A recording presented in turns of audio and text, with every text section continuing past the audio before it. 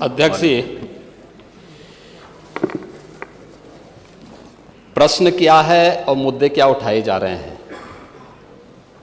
मुझे लगता है कि माननीय सदस्य को पूरा अध्ययन करके आना चाहिए, सदन की गरिमा का ध्यान भी रखना चाहिए। लेकिन मुझे इसलिए भी खड़ा होना पड़ा है क्योंकि नेता विरोधी पक्ष ने सदन की कार्रवाई प्रारंभ होते ही इस मुद्दे को उठाया और आपने भी उसको छेड़ा है।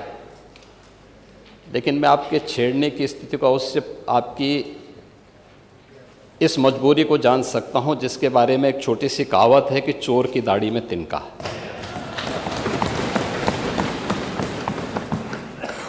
प्रश्न है नकली दवाओं के सेवन से होने वाली मौतों के बारे में, जिसके बारे में उनको उत्तर दिया गया है कि इस प्रकार के कोई भी प्रकरण अभी तक उत्तर प्रदेश सरकार के संज्ञान में नहीं है। दूसरा, समय समय पर इस दिशा में खाद्य सुरक्षा और औषधि प्रशासन विभाग के द्वारा छापेमारी की कार्रवाई भी होती है। उत्तर प्रदेश के अंदर कोडिन कफ सिरप के मामले में, जिसको नेता विरोधी दल, मैं तो ये मानता था कि उम्र के चौथे पड़ाव पर व्यक्ति सच बोलने का आदी कम से कम इस उम्र में तो होगा ही, लेकिन इस उम्र में भी इस समाजवादी उनको झूठा बुलवा देते हैं। इस उम्र में तो कम से कम उसे झूठ मत बुलवाओ भाई,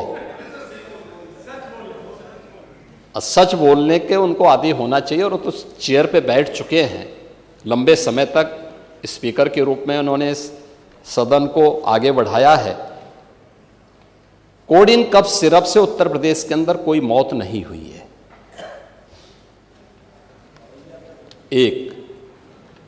दूसरा, इस मामले में एनडीपीएस के अंतर्गत कार्रवाई होगी। ये उत्तर प्रदेश सरकार इस मामले को कोर्ट में जीती है, उत्तर प्रदेश ने इस मामले को लड़ा है। तीसरा, उत्तर प्रदेश में इसका जो सबसे बड़ा होलसेलर, जो बड़े होलसेलर हैं, जिसको सबसे पहले एसटीएफ ने पकड़ा था 2016 में, उसको लाइसेंस समाजवादी पार्टी ने जारी किया था। जो फोटो रिलीज हो रही है, देश के अंदर दो नमूने हैं, एक दिल्ली में और एक लखनऊ में बैठते हैं। जब देश में कोई चर्चा होती है तो तुरंत वह देश छोड़ करके भाग जाते हैं। और मुझे लगता है कि यही आपके बबुआ के साथ भी हो रहा होगा। वह भी देश से फिर जाएंगे इंग्लैंड की सैर सपाटे में और आप लोग यहां चिल्लाते रहेंगे।